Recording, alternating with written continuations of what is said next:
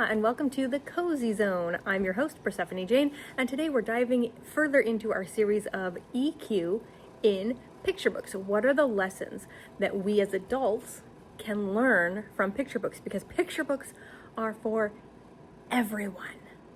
Today we're talking about Have You Seen Elephant by David Barrow. This is a sweet little story about a little boy who plays hide and seek with an elephant. Now, the elephant says, I have to warn you, I'm very good at it. And the kid's like, I'm going to try my best. So they play hide and seek. Mom and dad don't seem to acknowledge the elephant. So it's up to the reader to decide, is the elephant real? Is it pretend? Is the elephant actually that good at hide and seek that mom and dad don't see him? Despite elephant literally holding the television that dad's looking at.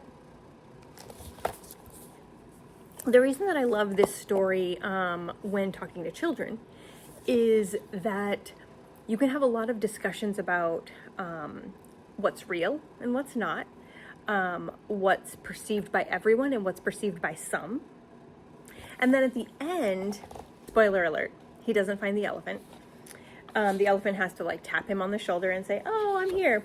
And then they're met by a turtle who wants to play tag. And he says, I have to warn you though, I'm very good at it. So the ending of this book gives us a chance with children to ask them about predictions. Like, do you think that the turtle is going to be good at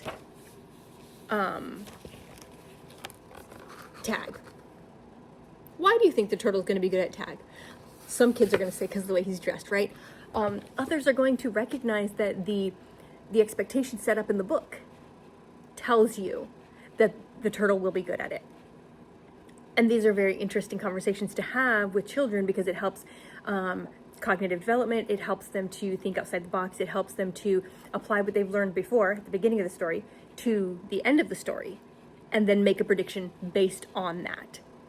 Which, taking what we know previously, applying it to what we know now, or applying it to what's happening now, and then making a prediction based on it, is a critical thinking skill that too many adults do not have. So, maybe if they were read picture books like this, they could do it. But I think my favorite part of this story is, hold on, this page right here.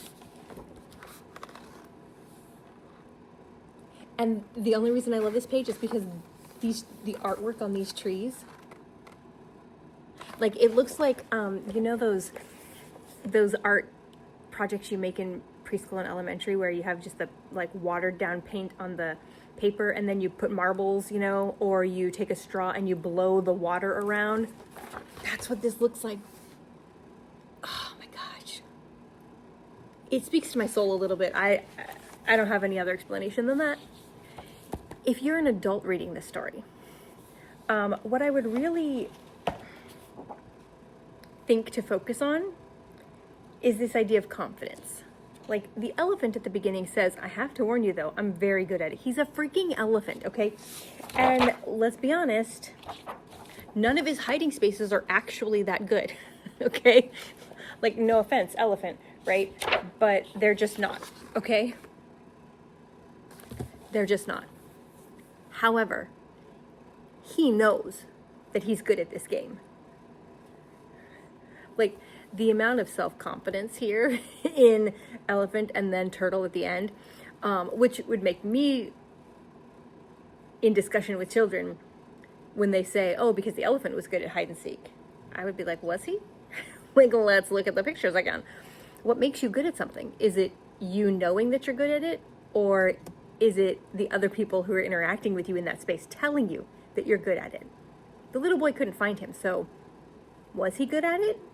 But the idea of confidence in your ability to do something simply because you know you can do it, that's a lesson that we need as adults. We forget that level of confidence that we had as children. And sometimes it's good to be reminded of it. See you next time.